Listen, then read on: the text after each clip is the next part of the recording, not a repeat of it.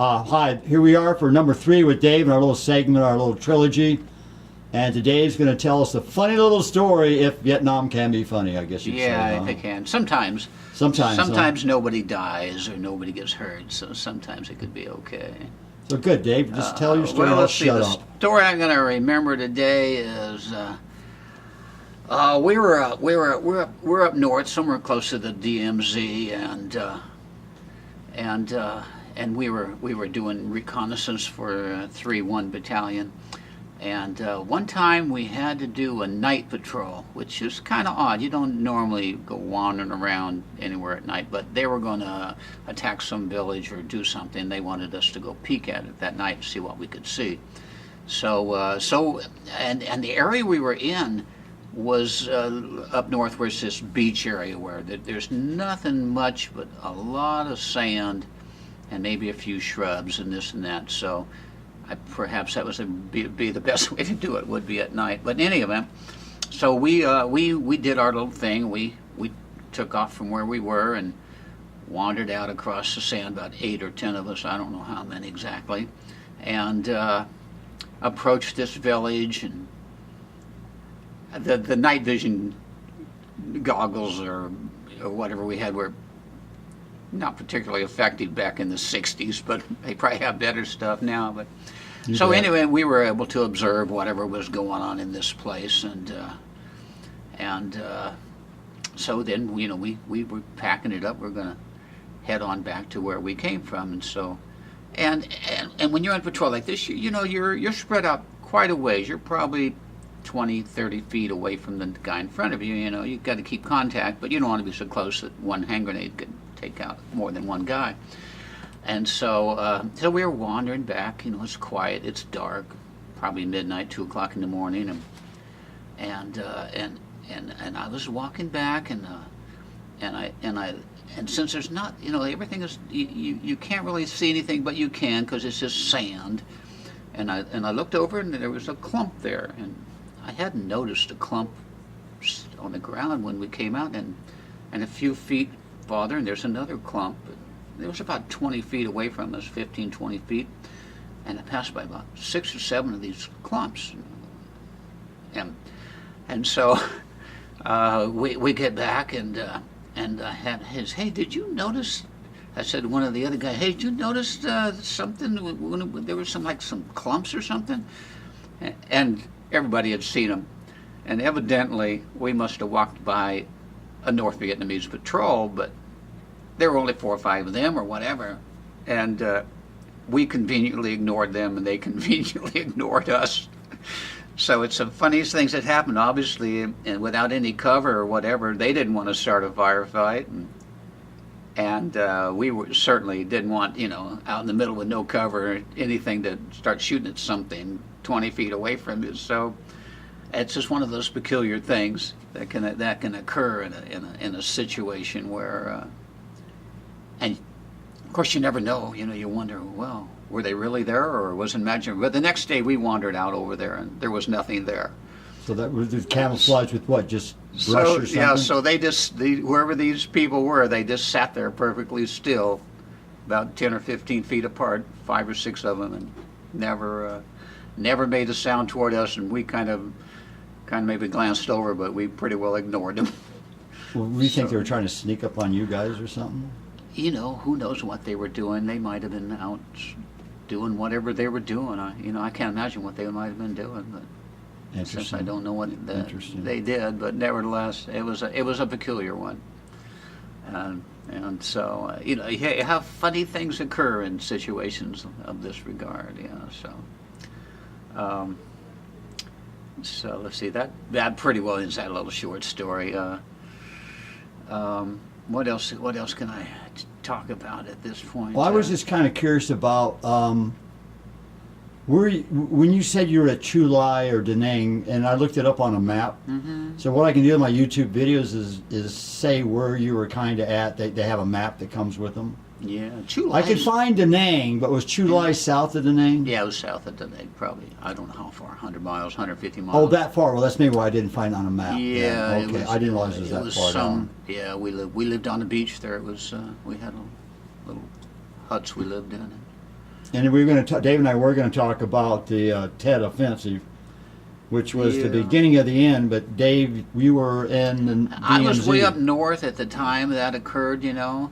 So its effect on me was essentially, we were out there for like a month and a half and trying to run out of food and stuff because we all the attention was south at the big cities where all the problems were. Right. And that other story I told you about, that 3,000. Yeah, right about that. That was right, during right. the Tet Offensive too.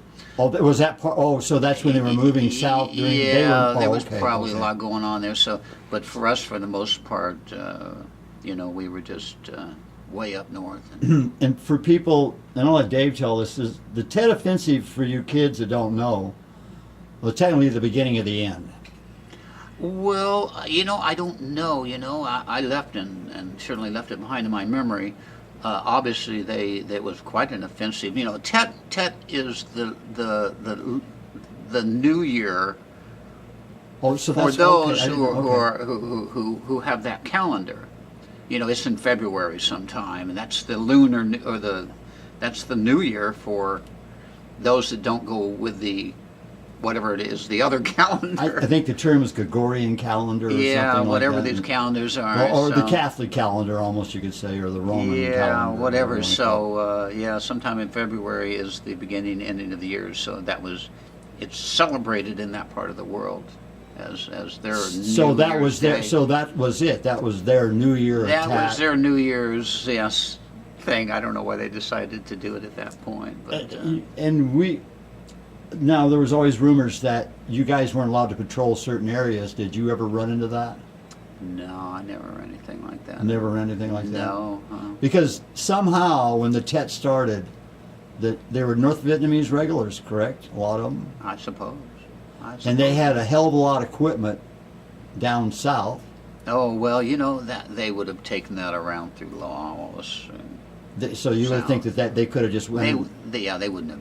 They couldn't bring heavy equipment, you know. Oh, okay, so that that was that explains Ho it. Chi So, Minh Trail or whatever the heck. that right, was well, they used to be. bomb the piss out of the Ho Chi Minh Trail. Yeah, I bet they did. Probably dropped. Well, I even heard stories, and I don't know if they're true. Maybe you can confirm this. That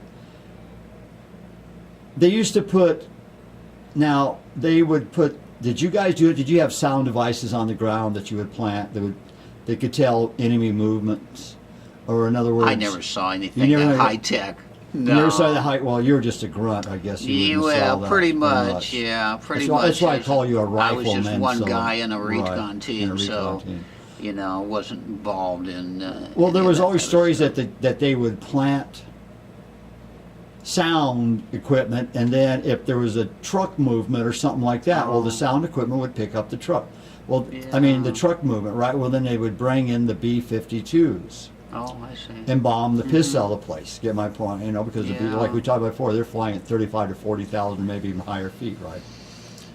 And there was always stories that the Vietnamese regulars would go put toys that made the sounds of vehicles really? next to the speakers, Oh, and that would force the airstrikes to come in, right? And they would just keep bombing well, until the sound went away. Well, they were just bombing toys, huh? toys. I don't know. That would be And an you never heard interesting that story? No. Yeah, because there's so, and that story I heard while I was in the Navy during Vietnam, but far cry from Wacky Key to the actual thing. So Yeah. who knows if that was ever true or not? And, Yeah, I don't know. And you never ran into that. Is there any other No. odd stories you might have heard?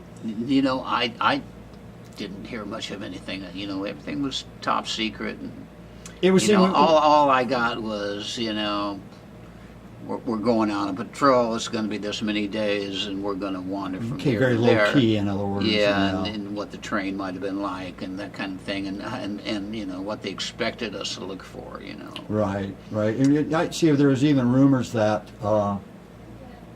they weren't allowed to bomb certain areas in South Vietnam because there were storage points. I don't know. I wonder. You never heard that, and I just heard that No. story again recently. No, since I was just a recon marine on the ground. So you know, so far removed from all of that. That was Probably going on. so far removed from all that type of stuff. And I want to say a friend of mine who was an airline pilot for Southwest Airlines confirmed that for me. In fact, he's the one that confirmed the chemtrails for me, by the way. And Dave and I were talking about the chemtrails earlier.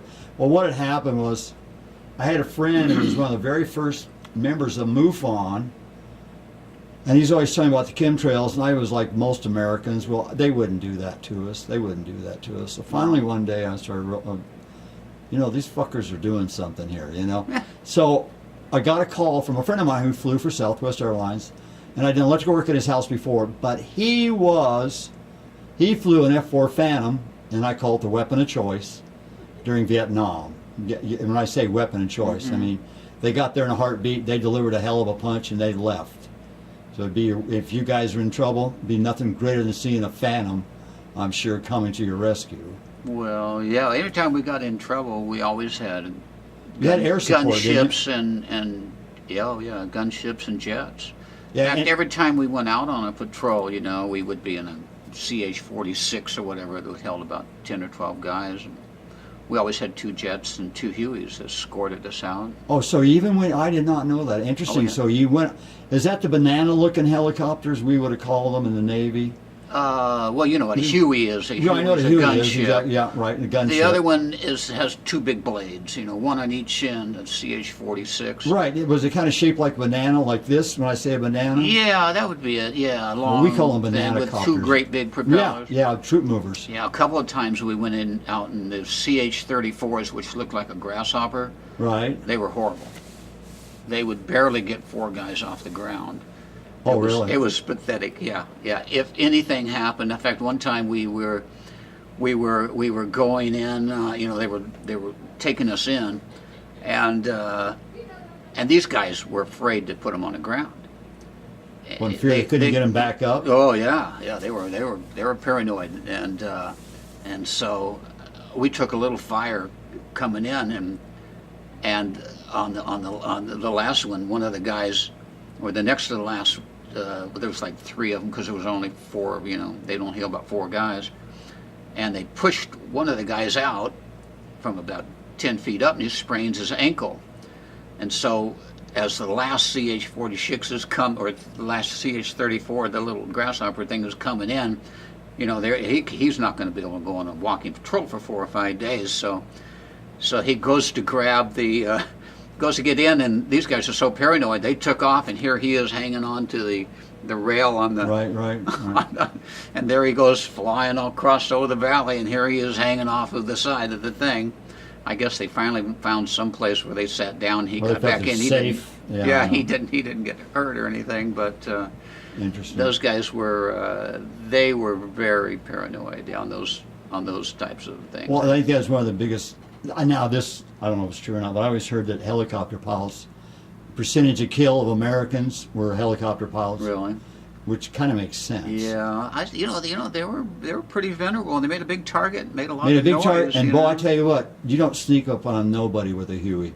No, those props slap the air, as I call it, and it's pretty much a slapping sound in the air. Yeah, another time on the CH-46, we got hit when we were going in, and they're made out of magnesium or whatever they're made of, and they burn, and well, then it's magnesium if it burns. Okay. Yeah, and in fact, because we were just coming in and trying to get out of this thing, and all at once we got hit with rounds, and I got burns all of them down on my forearm because the hot metal blasting through the thing as the rounds came through. Then the helicopter caught on fire, but the guy was a pretty astute. He flew it a little ways and lit it in a stream somewhere, and put it out. Huh? Yeah, and then a couple days later, because we were sitting there on patrol, they came and picked it up with one of those great big crane helicopters, flew it away. So interesting. Yeah, very peculiar. Back to this, we're going to finish this up because for some reason my Sony camera doesn't like to go past 16 minutes. Well, and I tell David, we'll call Sony about that, but I'm sorry, Sony, I mean Canon. But we'll go back to this chemtrail thing. Now, when I first discovered about the chemtrails, I went to a friend who was flying for Southwest Airlines, and I'd walk up to him and I go, do you know what the difference between a chemtrail and a contrail? And my friend looks at me and a hick voice goes, well, I sure do, Ron.